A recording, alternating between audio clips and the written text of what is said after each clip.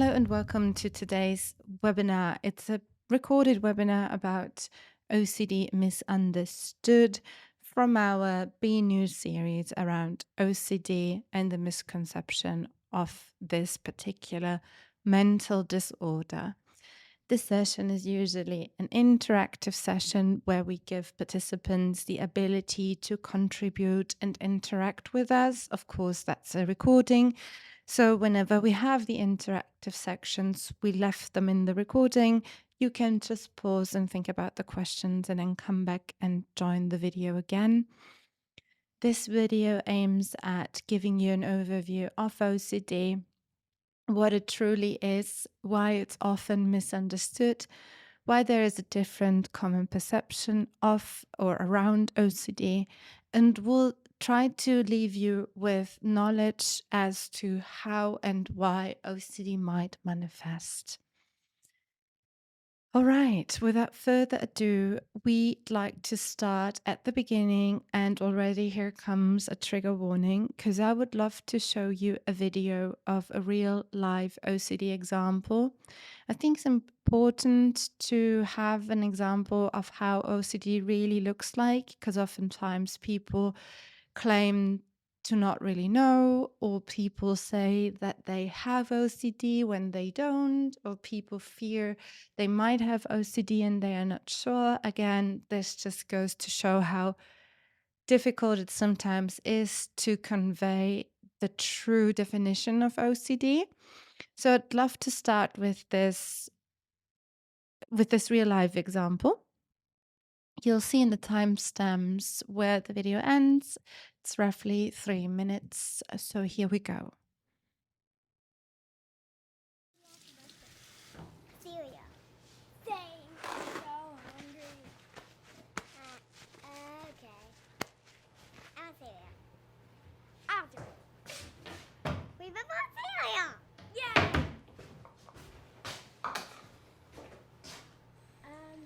So what do you have for him? I don't know. What do you want to do? Go to Candyland. There's no candy. Well, not in real life. What do you want to do in real life? I'm not sure. Okay, how about you go to bed school? Why? I can't go to school again. Yeah, we're going to school today. We all went to school. No, we didn't. Okay.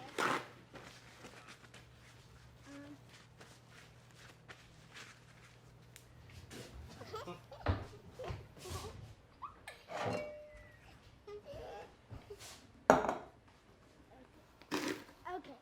Well. Hey! Kiddos, we gotta go. We're gonna be late. Hey, stop. Breakfast is coming in 1 minute. They didn't eat yet? I'm doing it right now. I don't know. Okay, but you have And the lunches are made. It's next on my list.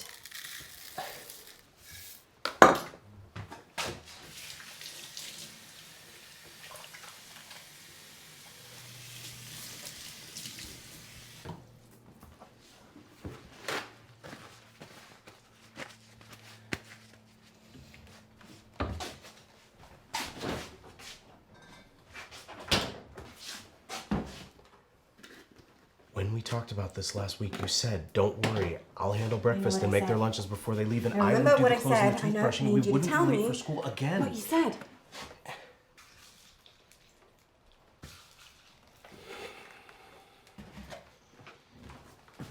Come on, kiddos, eat quickly.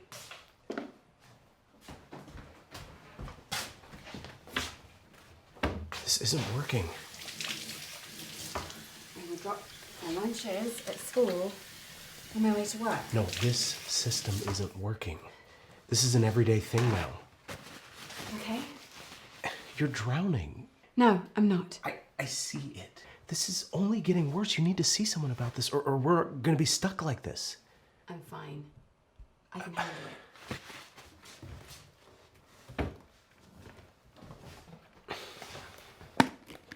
Last bites.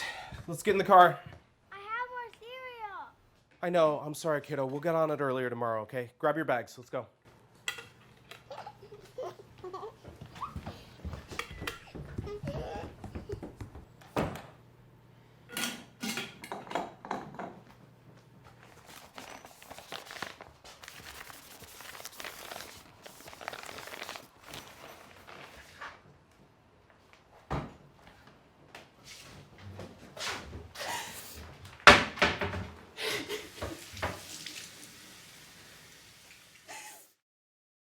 So, what we just saw was a video of Sonia. And what is it that we can notice about Sonia's behavior? Let's hear it. So, what do you think what we can observe here? Now, for once, we can see that Sonia has contamination OCD, which is concerning bacteria or germs or cleanliness in the household. That's one thing we can quite clearly observe. On the other hand, what's worth pointing out is that the people around her, so her husband and the children, are actually affected by Sonia's OCD or by her behavior. The kids haven't gotten the breakfast in time. Her husband, apparently, there have been some conversations already going on, and her husband is pointing out that the methodology which she claimed to have under control isn't working. And then also what's really important is that there's sort of a resistance, which we can clearly see coming from Sonia, where she's stating that everything is under control. Now, that's important when we talk about OCD or talk about people struggling in general, is that people tend to not see a problem in a way. They do know that there is a problem, because at the end you could see her crying. But when confronted, she states that she has everything under control. Why is that the case? Well, partially, one big important fundamental point about OCD is that OCD is the lesser evil to endure. Now, we'll get to that in more detail later. But confronted by her husband, admitting that OCD is actually out of control, or that her behavior is out of control, that she doesn't have anything, that she doesn't have her life in order, that scares her so much that she is going into denial and claiming that everything actually is okay and she has it under control. So that's a very important part. So maybe to sum it up, there is a problem here which is affecting her life and her way of living. It also affects her immediate environment, her kids, her husband. And also she shows some apprehension with regards to having a problem, admitting to it, and then actually ultimately needing to change something. Why? Because OCD is the lesser evil. So we look at that in more detail, because underlying a core fear is actually more threatening than admitting to the problem of OCD. Now, what we will look at in today's session in more detail, first of all, we'll look at the public perception versus reality.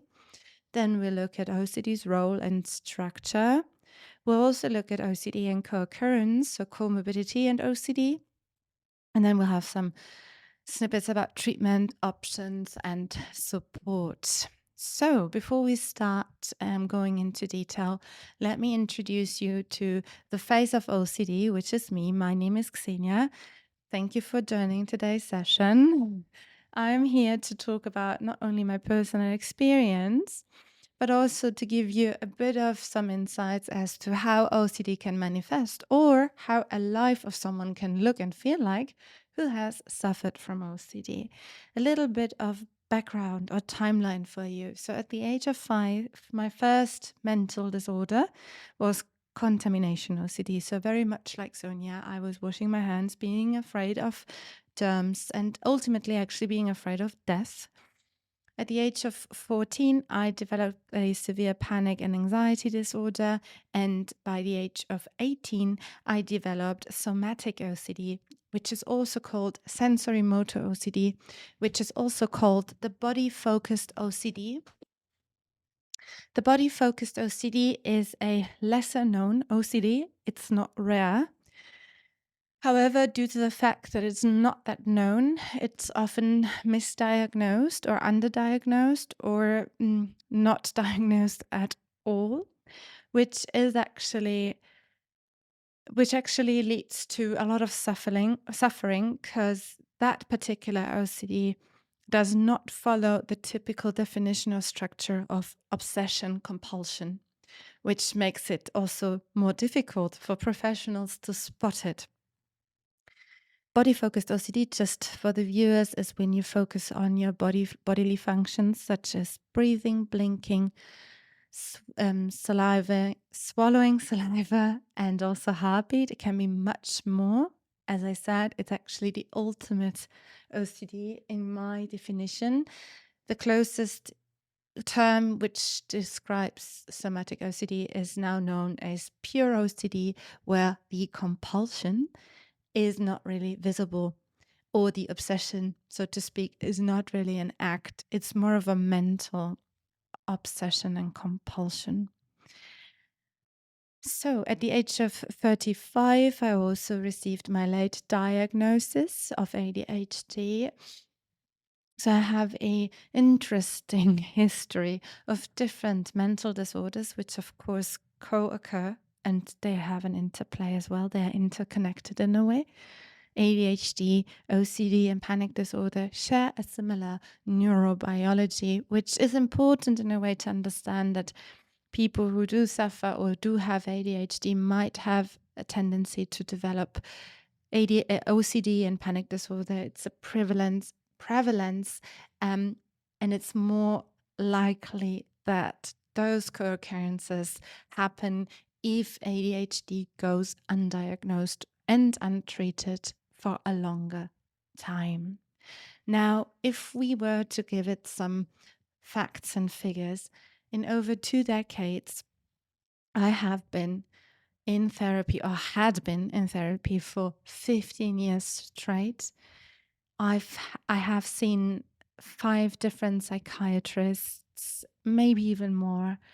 I have been prescribed 3 times medication, which typically was SSRI, so antidepressants, which did not help at all, neither with the OCD nor with the panic and anxiety disorder, which to me is a clear indicator that the underlying triggering root cause is the neurobiology of ADHD. Mind you, when we have in early childhood signs of OCD, that usually is trauma-induced. OCD is in general a trauma-induced disorder. Now, I've also been to 2 clinics, one of which was a specialized OCD clinic here in Germany. They discharged me saying that I don't suffer from OCD, or that I have more like a generalized anxiety disorder, which is, in the end, I don't want to label it funny because it for sure wasn't funny, but it's very interesting that the well-renowned OCD clinic here in Germany discharged me saying I don't suffer from OCD when my major concern at that point was OCD in its purest form, hence the English name pure OCD. I've also visited one hypnotherapist for more than 4 years, and that's just not all. I just wanted to give you a sort of a overview of my history. There's so much more which I went through, but regardless, these were the most important stages. And considering all that, unfortunately, here I was still suffering. My OCD was still life crippling. The anxiety was manageable, but ultimately the OCD, the 24/7 torture of OCD was really what led me almost to giving up, I have to say, because when you walk around for more than 20 years trying to find solutions and go from doctor to doctor, and yet everything what has been given to you doesn't really lead to any relief, you might come to the point in your life where you are almost giving up. However, maybe due to my ADHD trait, I decided, okay, if nothing is working, then I will need to find something that works. So I have this utter resilience where I really don't know where it's coming from. But maybe at the heart, I am a scientist and I like research, and I'm, due to my ADHD brain, I have a motivation and interest-based brain, sorry. And maybe that led me ultimately to venture into different scientific fields. I have a background in occupational psychology and systems theory, but what I did is I took my 15 years of experience of traditional psychotherapy. I've took what I've learned from hypnotherapy and all of the specialists who I saw along the way. And then I also entered into the current studies around applied neuroscience, biology, so biohacking, trauma-informed therapy, trauma biology, neurohacking, epigenetics, so everything around meditation, social connection with oneself, psychology, and all of the traditional methods which I got to understand and learn along the way. And I took all of those and created and tested and created and researched, and that took quite some time, a unique methodology, which is called BNU. And it's a methodology which is focused on the body, mind, and nervous system as a whole. For me, it was really important, struggling with my brain for so many decades, understanding that we also have to look towards the body and we also have to look towards the nervous system was game changing, mind blowing. And it actually made me create a toolbox which is now not only applied but more so integrated as a way of living rather than just something which you can apply. So today, this led to creating my own company, the path to personal mastery, from and for neurodivergent minds, where we focus on ADHD. We created NeuroFlow, a service around ADHD. We help people to recover from OCD using BNU as a methodology. And what we also do is, in the realm of mental and physical well-being, we offer online courses, webinars, and one-on-one mentorings for individuals. On B2B, we offer webinars, trainings, and also awareness sessions. And we have podcasts on YouTube to help people gain more awareness, hence also this webinar today, because the more people know about it, the more people can be helped, and ultimately we are able to reduce unnecessary suffering. Now, let's dive right into the session today. OCD Misunderstood, the public perception versus reality. Let's hear it. What do you know about OCD? Think about what you know. Maybe there are some aspects which you heard. If you are affected by OCD, maybe some of the things you have been told along the way. I can share what we've heard repeatedly over the last years when we talk about OCD. So one common thing we always hear is everyone has a little OCD. Well, I would disagree with this. It's true that OCD takes advantage of human nature. So it's not something which is foreign to people. It is indeed the case that people are oftentimes checking if they forgot their keys or if they have their keys. Most likely they experienced once in a lifetime that they've locked themselves out.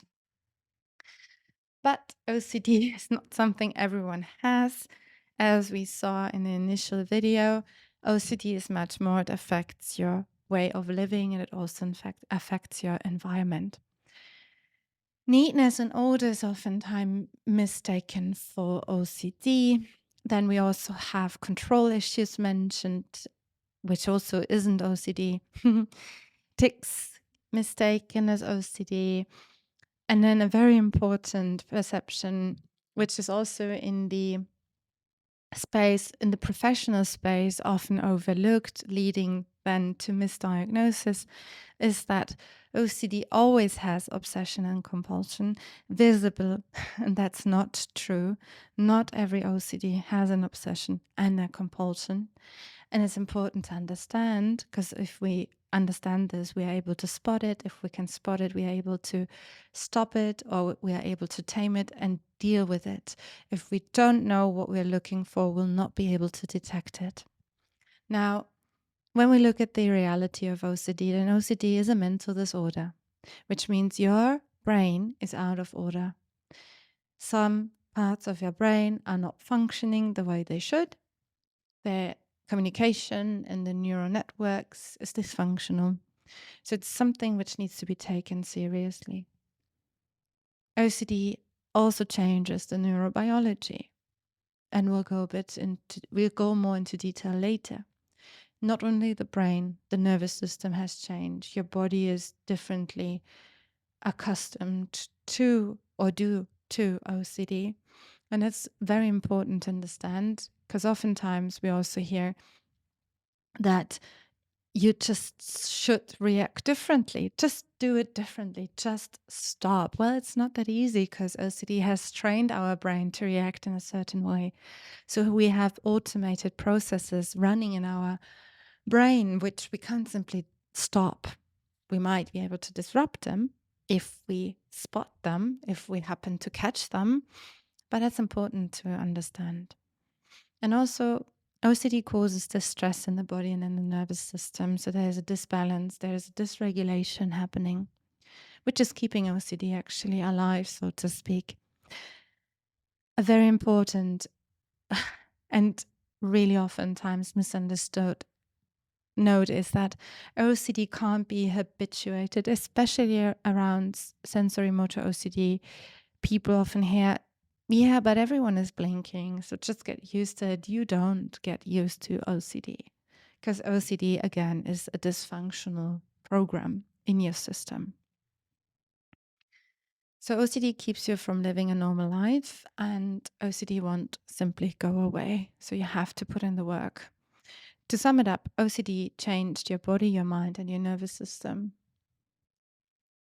So the reality of OCD is that people who suffer from OCD, they feel hopeless. They have a sense of helplessness, an inability, perceived inability to control their thought patterns, their actions, and they are full of doubt.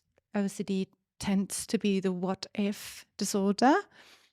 What if doubt induced ruminations? So people who suffer from OCD, the underlying common denominator in almost all of their thinking patterns and structures, or with regard to their own perception and sense of self or self-efficacy, is what if X, Y, Z.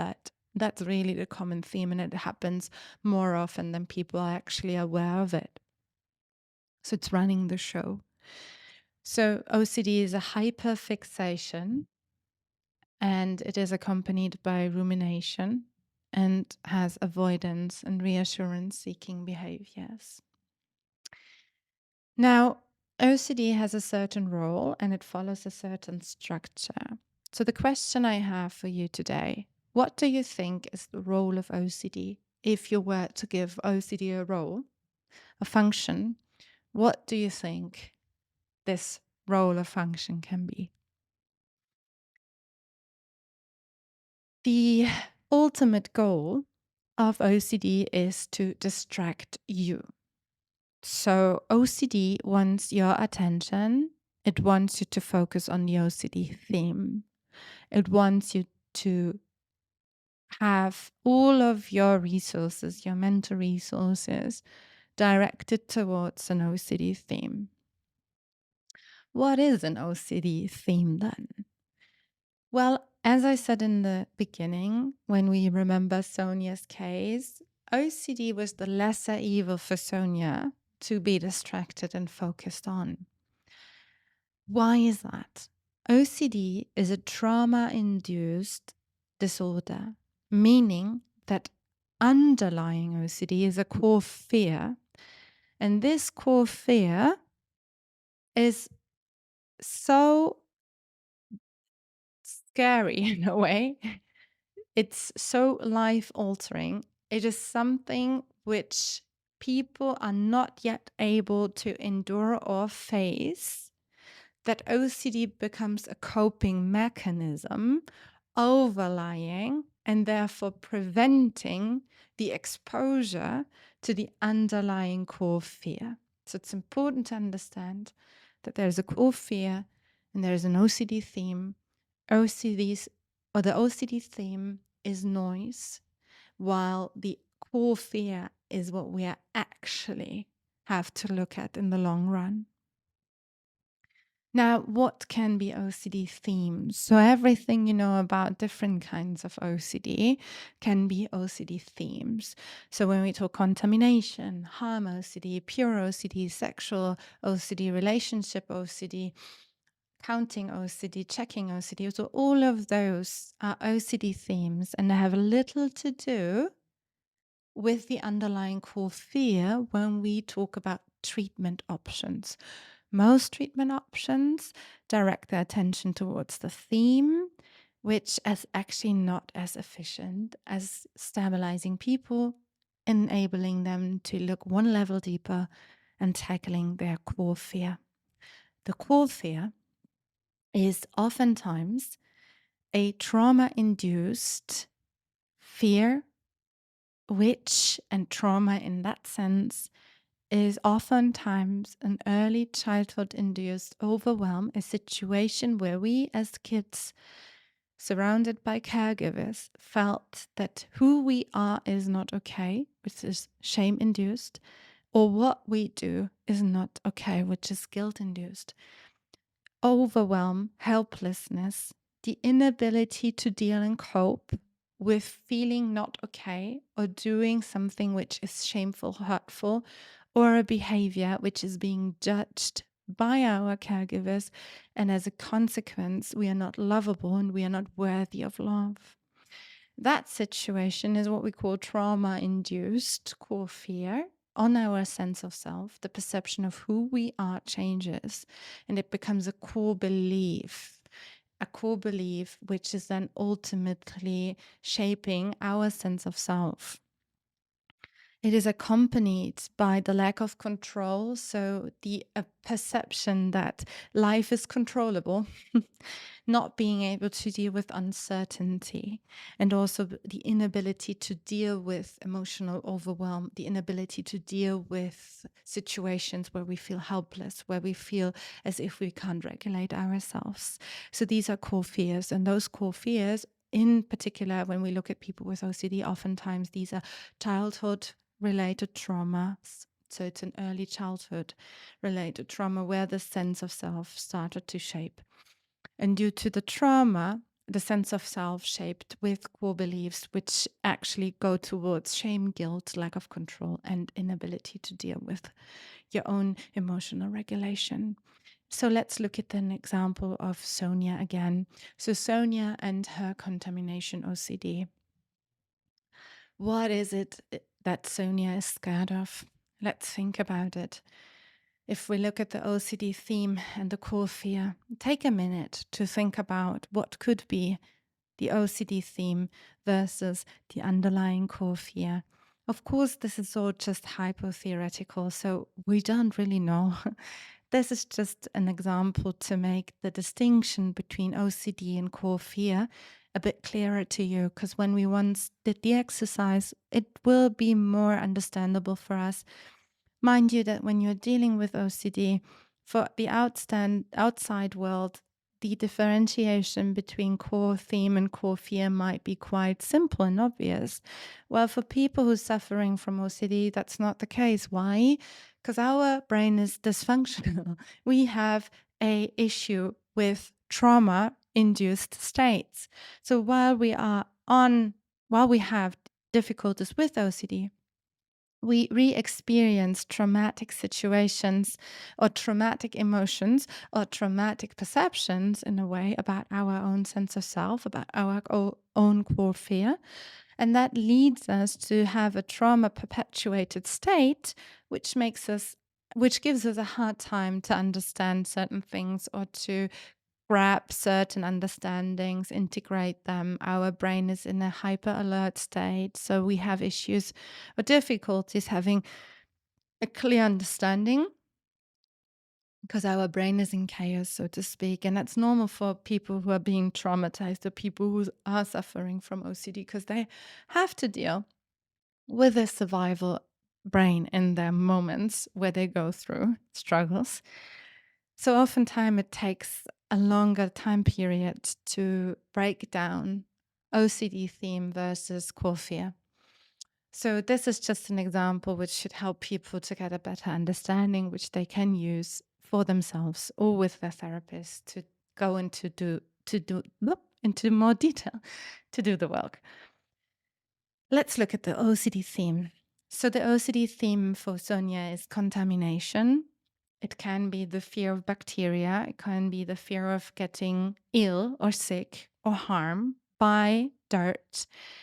It might be the theme that she could actually potentially put their kids in danger due to stained materials or getting some dirt or viruses into the food, or then spreading the germs around the place, which then ultimately lead to some severe illnesses.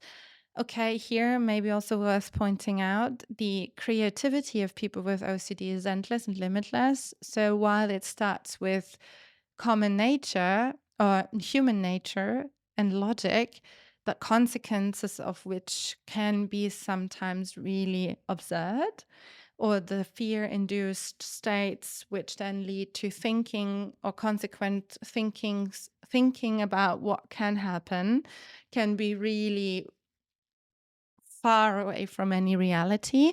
That's why reasoning with OCD also makes little to no sense.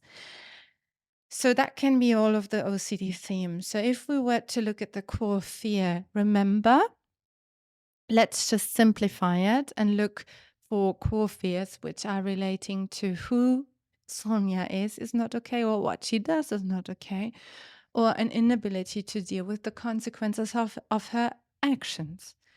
So if we were to look at the core fear, we could see maybe she's scared of being a good mother, or not being a good mother.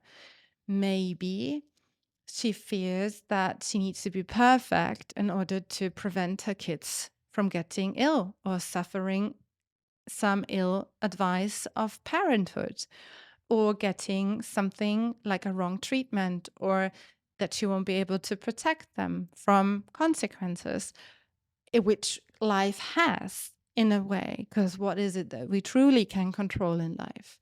She might be afraid of not being a good wife, of not being able to manage being a mother of kids or having a household, or she might have experienced loss in her past, grief. And that grief ultimately was for her a trigger point where she wasn't able to cope. And that's now being replicated in her OCD theme. So these are the two differences in OCD theme and core fear. While OCD themes usually prevent us from actually having a life which we want to have, and sometimes it prevents us from the very same thing we are scared of. So to simplify that with Sonia, maybe Sonia is scared of not being a good mother, and then OCD prevents her from being a good mother, which is a paradox in itself.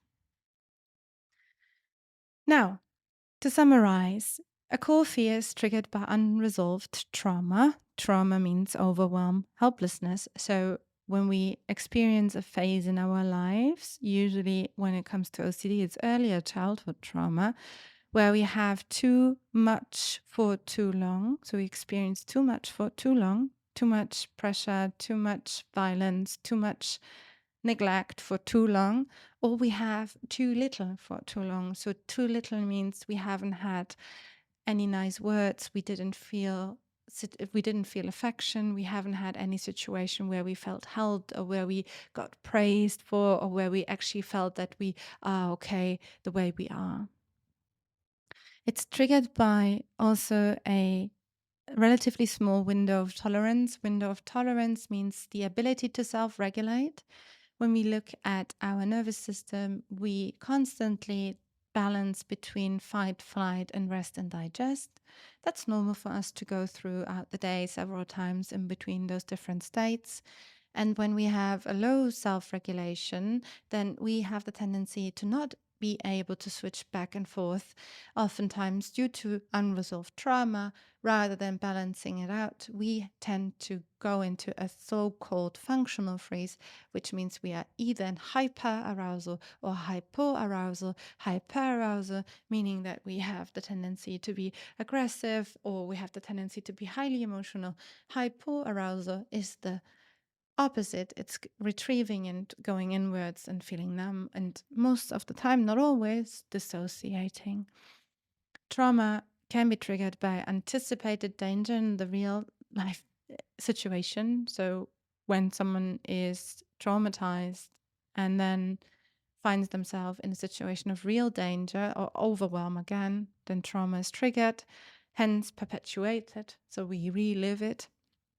We don't need to experience it. We don't need to remember it. Trauma is not being remembered. Trauma is being relived. And overall, there's a lack of self-efficacy involved. Now, to sum it up, OCD is a trauma-induced protection. And in its role, OCD can have several functions. It can be a warning signal. So for those who are on their recovery journey of OCD, OCD has a tendency to come back every now and then when we head towards a situation where we experience a similar distress, similar to our trauma-induced stress. So we might experience like a warning signal phases where we don't take care of ourselves or where we are confronted with challenges about our sense of self, and then OCD comes back and tells us we need to change something. OCD is a shapeshifter, which is really important. That's why I introduced the OCD theme earlier.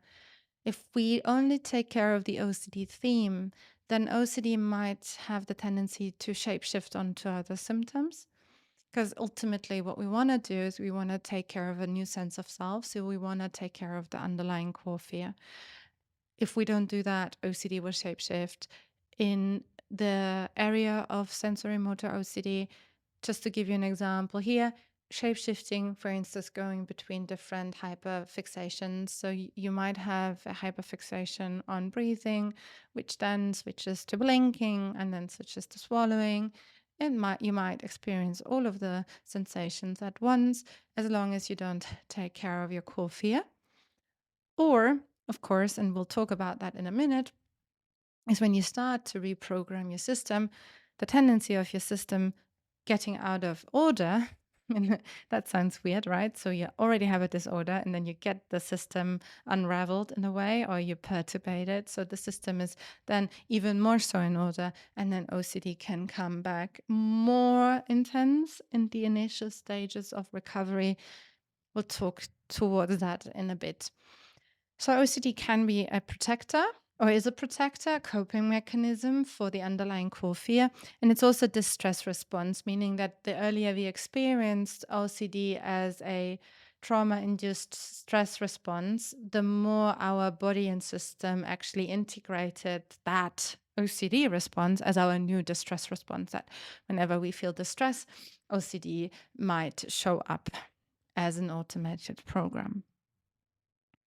So what I want to leave you with here is, regardless of what if, the what if disorder, regardless of what you focus on, if it's pure OCD, relationship harm, sexuality, existential checking, it doesn't really matter so much what the theme is. What's important to understand is that the core structure of OCD always is a negative hyperfixation.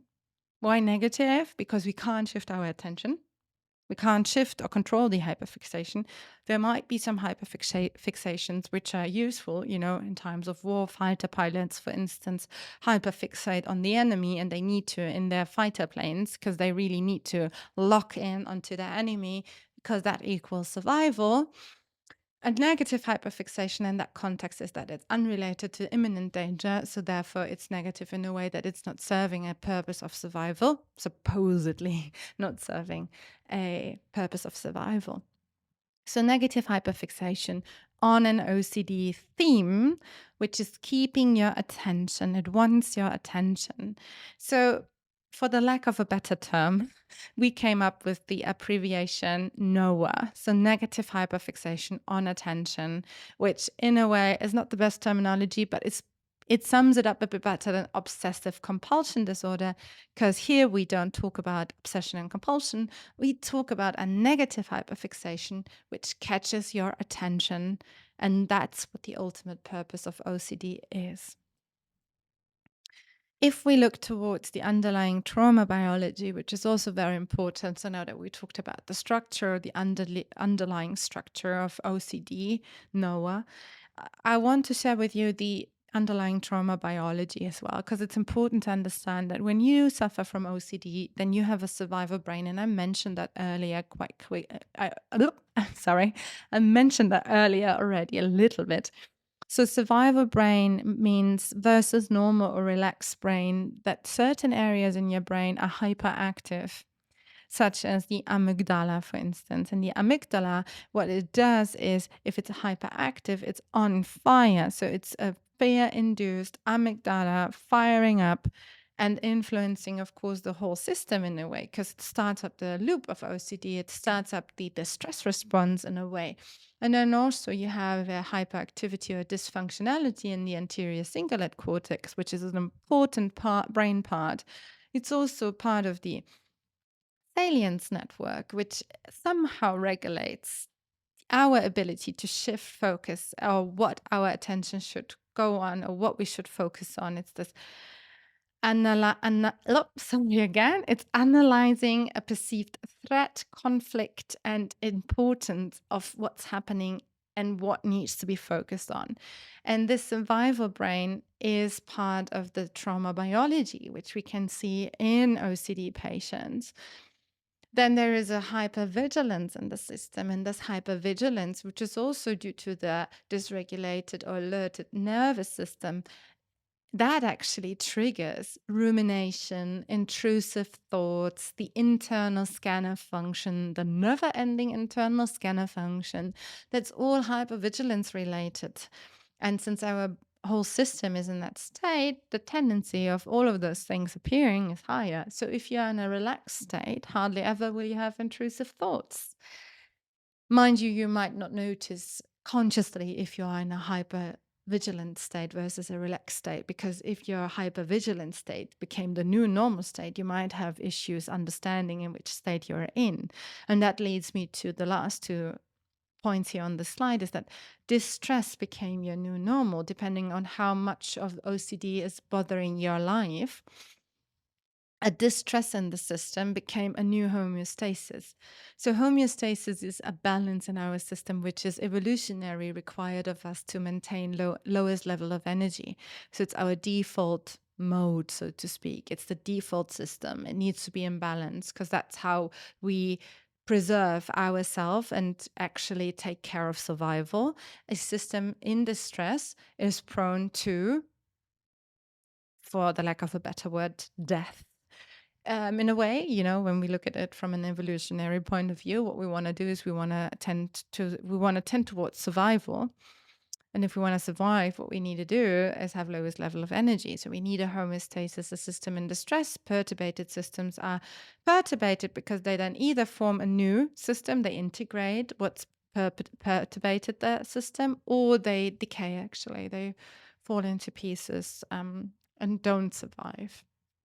Now, the problem is with OCD, or the trauma biology in a way, is that the longer this has been going on, the longer we accustom to it in the system in order for us to survive and keep up working, living, going, waking up every day. it's formed a new default mode as normal. So sometimes it's tough for us to feel if we are in a distressed state or if we're actually in a relaxed state, which is quite interesting again when it comes to recovery. Now, one part I want to look at is OCD and comorbidity or co-occurrence. I talked about the trauma biology, and there are some of the co-occurrences which have a similar trauma biology, or where the tendency to develop OCD as a result or consequence of untreated stress or untreated trauma. So when we have a similar trauma biology, then we can develop a tendency to have OCD as a result of untreated distress in the system. However, also some of the comorbidities, such as eating disorder, are being misdiagnosed due to the fact that they focus more so on the, let's say, old definition of obsession and compulsion.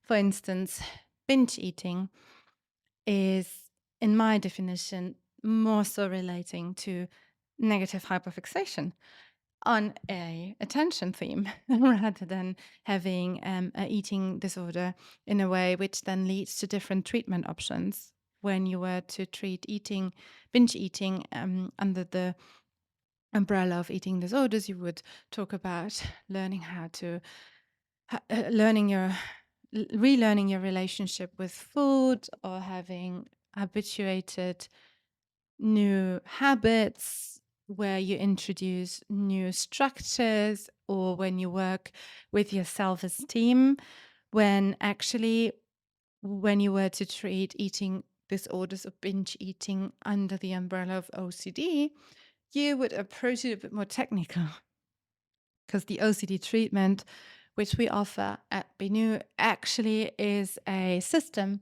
where you start to dismantle, really technically first dismantle the whole process which has manifested in your brain and in your body, and thus technically dismantling it then actually leads to uncovering the underlying emotional issue, and then you can take care of that. And I think in certain aspects that is being overlooked by treatments which don't take NOA into consideration, so to speak.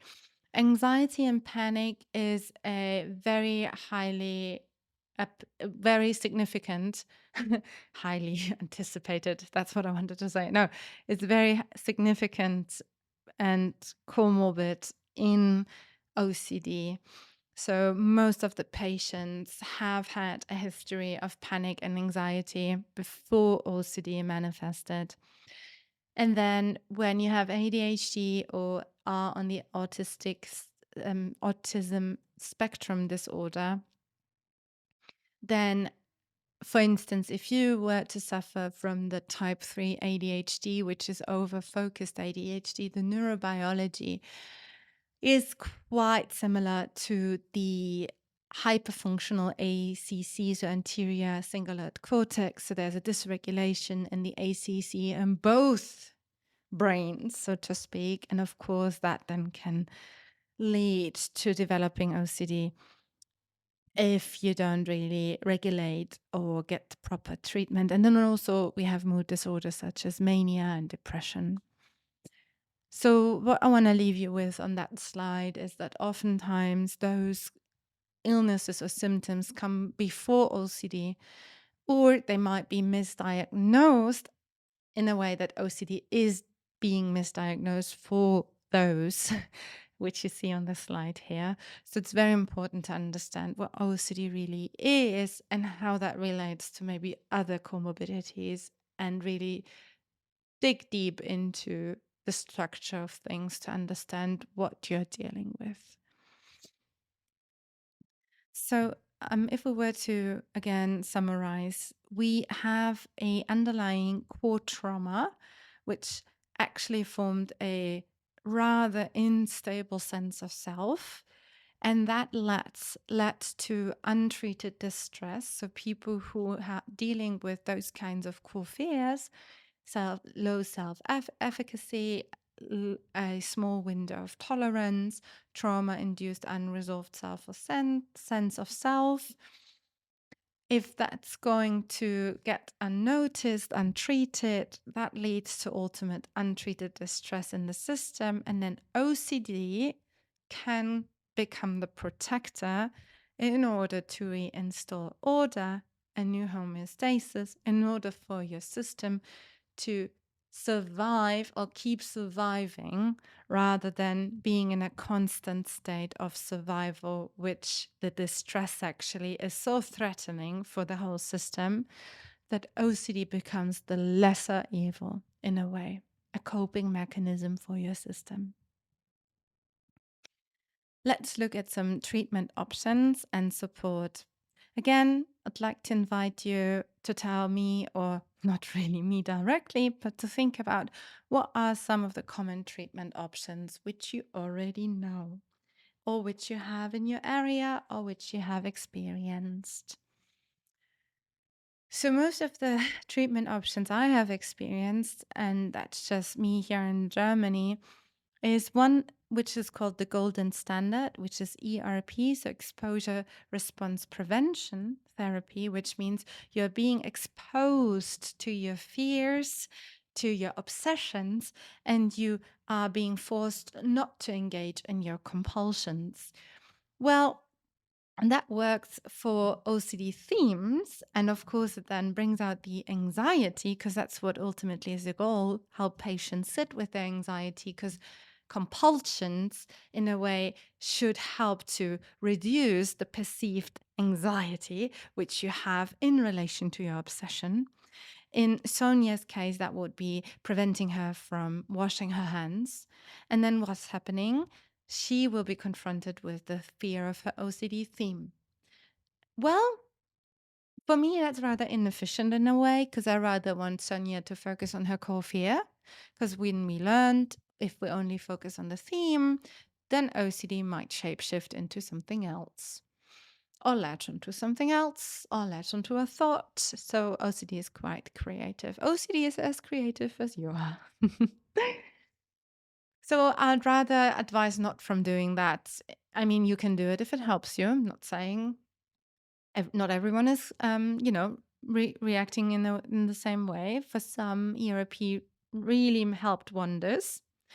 Then there is cognitive behavioral therapy, which means that you learn how to change your perception in a way towards the disorder. Cognitive behavior, meaning you change the way you think, feel, and react towards OCD in general, which of course also pays into the core belief a little bit. But then again, if we focus too much on OCD, and that's what I've learned or I've experienced, it's always in the OCD theme rather than focusing on the underlying core fear. So that again, to me, is just taking care of symptoms. Something which I heard as well is mindfulness. And again, I'm not opposed to mindfulness, but in that way, just being mindful of your OCD symptoms won't help you to get anywhere. Mindfulness, I rather say, use being present with yourself, creating distance creating distance in a way towards your thoughts and your feelings, being really aware of what's going on. That to me is a rather helpful mindfulness rather than just being mindful of acknowledging what's going on in a way. However, mindfulness is important to understand the OCD loops and to acknowledge them, to spot them. Here's what I think mindfulness is the most important part when we talk mindfulness, but I have absolutely no positive effects about mindfulness, being mindful of your OCD. I mean, that doesn't bring us anywhere. And then also meditation.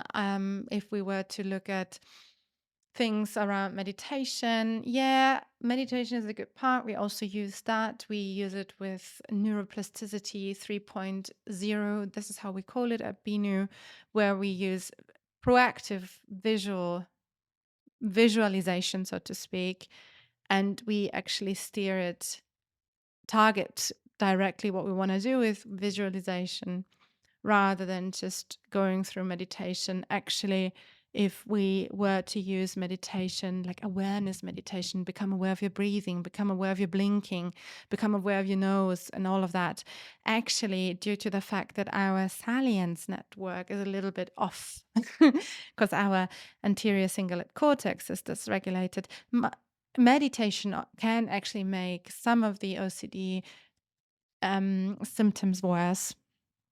So I wouldn't recommend meditation as a default methodology or tool. But what I want to say is the good news is, and that's really important to understand, that OCD recovery is possible, but you need to do the work. And I'm saying this because it's a strenuous path to recovery.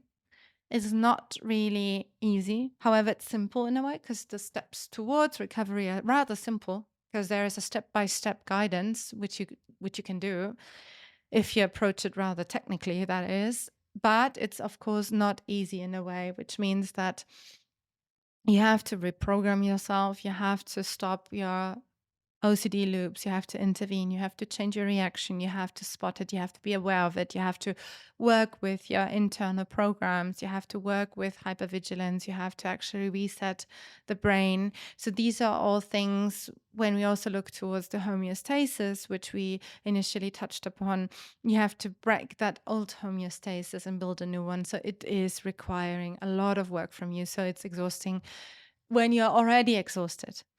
But it's worth doing the work because if you don't do the work, again, OCD won't simply go away. So you really have to put in the work if you want to have a better life. So what we always recommend you do is that you know what you need to do. So education, understanding, knowledge, the technical bits and pieces of it, and then get to know how you need to do it. So train and learn how you need to do it and also why you need to do it. So first part is knowledge, education, then learn the tools, know how to apply the tools, when to apply the tools, and then why you need to do it. That's really important in the initial stage as well, because when you start recovery, you're still in this OCD brain. So you're full of doubts. Your nervous system is still perpetuating trauma. So there is no reasoning, okay? So you have to find trust in your therapist, in your guidance, in your mentor, in your coach, and you have to trust the science and you have to trust the technicalities of things. And that's in the initial stage really hard. So what helped me the most is really understanding things, because if I understand how it works, then I can also, endure the time where I might not initially feel some benefits or where it's becoming even worse, which is most likely that it become worse first. And that's what no one is telling you. But actually, it's a good sign, because if symptoms start getting worse, means that you actually work towards your core fears. And what does this do? When you work towards your core fears, what is it that OCD does? It protects you, so it comes back even more. So that's important to understand and acknowledge, I guess. So what you need to understand when it's about treatment options is you need to understand the neurobiology of OCD. That's very important, the structure and what it means for your OCD, because we always think just in themes. OCD is so much more. OCD is the way you think, the way you feel, the way you act, the way you behave, the way you see yourself, and the way you perceive reality. And this is what you get to understand when you have a good coach and when you learn and educate yourself also about the role and function. And as a next step, you will need to learn how to dismantle OCD. So this is the technical part. You will need to know how to reset your brain. You will need to know how to regulate your nervous system, because your nervous system is dysregulated. And the nervous system is oftentimes so overlooked, but it's a very crucial part to work with the body and work with the nervous system, especially since we know that the body also influences your whole hormonal state and your neurohygiene and your neurotransmitters. So actually, it's a shame that in the last 70 years within mental disorder and psychotherapy and psychiatry, or neuroscience more so, is that we actually focus too much on the brain, but then the brain, which is wrongly hardwired for patients or in patients with OCD, we overlooked what we can do with the body and the nervous system. And thanks God, there are times where something like Be New is actually focusing on that particular part, more so than just the brain. And then, of course, you need to do the work. And I'm pointing that out there because it sounds so easy, and everyone possibly says, yeah, why wouldn't I do the work? Well, because it's getting exhausting, and it's, the time you start doing it, you will look towards all of those trauma-induced fears, and you need to find a new sense of self. And that's actually building a new way of living and a new way of dealing, a new way of thinking, a new way of behaving, hence neuroplasticity 3.0. It's about thinking, feeling, and behaving, because behaving ultimately also shows your nervous system that what you're replicating in your thoughts is replicated in the outside world. And ideally, you also take care of your trauma, you reset your body, and you create a new sense of self. Now, at Be New, and I already touched upon it in a bit, is that we use the body, so bottom up, so by using body embodiment posture, but also emotions and the actively forming neurotransmitters, that's not what I mean, but actively influencing neurohygiene through the body, regulating the nervous system through the body, using the power of the body, the power of the heart, the power of the bottom-up approach where we emulate emotions, where we can relax, where as a bodily response to the detection in our brain, the brain has a part which is called insula, and insula is an interospection where it actually, with a very old part of the brain in the brainstem, which is called the periaqueductus gray, they work together in detecting, or rather analyzing, is what is being detected by the nervous system, if that is actually leading to threat. So they do a counter check with your body, and if we are able to create a relaxation in the body, that signaling is being disrupted. And that's what we can make use of. It's called the bottom up. And then we have mind, the top down. So we have to take care of the survival brain, and we have to reset it so that we can actually relearn and use neuroplasticity, be aware of our anxious, negative, or automated negative thoughts, our ands in our brain, which are always running programs about our own perception. But then again, we also influence how we become more observant, so that we can use the present moment, so that we can create distance, so that we work on our self-regulation, so that we increase the ability for our window of tolerance to endure more, or to go back into some traumatic events and actually integrate them, which leads us to the nervous system. This is what we do there. We actively regulate the nervous system. We learn how to spot distress in the nervous system. We learn how to actively work with distress, increasing the window of tolerance, working with self-regulation, working with the integration of new emotional patterns, but also then in cases where, when we do one-on-one mentoring, we also look at reprogramming some of the traumatic events in the past. So body, mind, and nervous system for us is the triology, the holy trinity to actually mental well-being and physical health as well. And for us, that's the toolbox which we not only use for OCD, but we use it for everything which has a negative hyperfixation, or also we use it for ADHD, and partially also help people who suffer from certain aspects which was very similar to OCD, and also towards the neurobiology of ADHD, and when regular or normal or traditional treatment is not really helping and supporting. So yeah, that's body, mind, and nervous system. I want to quickly have a little rundown of our programs in case you're interested. So the last section of this video will give you some infos into what we offer at Be New currently. So we offer online courses, and we offer one-on-one mentoring. For the online course, we have self-learned and guided pricing packages, self-learned as self-explained, so you can do it with your own speed and you can do it whenever you want. It's a 6-week intense step-by-step program where you are guided through a drip release and you will learn the blueprint of BNU OCD recovery. Although no one can possibly recover in 6 weeks. I mean, maybe yes. I mean, if you have really experienced with a with therapy, or if you're currently working with a therapist, I mean, maybe 6 weeks and you will good to go at the end of the day. But in 6 weeks, you will learn everything you need to learn to integrate it into your new life and to integrate a new sense of self and actually to really conquer way more than just OCD. I think BNU is a way of living which helps you with anything in life, anxiety, eating disorders, mental disorders, everything, because they ultimately learn how to master your body, master your mind, and master your nervous system. I mean, what else is there to master, right? So you get 3 months access so that and we highly encourage that so that you can repeat the course again and go through it again. And you have all the materials also, which you can download. There's recap sessions, which are video sessions. And also there is a mix of workbooks and videos and reflective sections. The reflective sections are there to help you understand what you've learned and apply it to yourself. If you choose the guided version, then you have 4 additional life group masterclasses for each, and you can book them whenever you feel like it. So these are reoccurring classes, and within the course, you'll have 4 classes which you can book.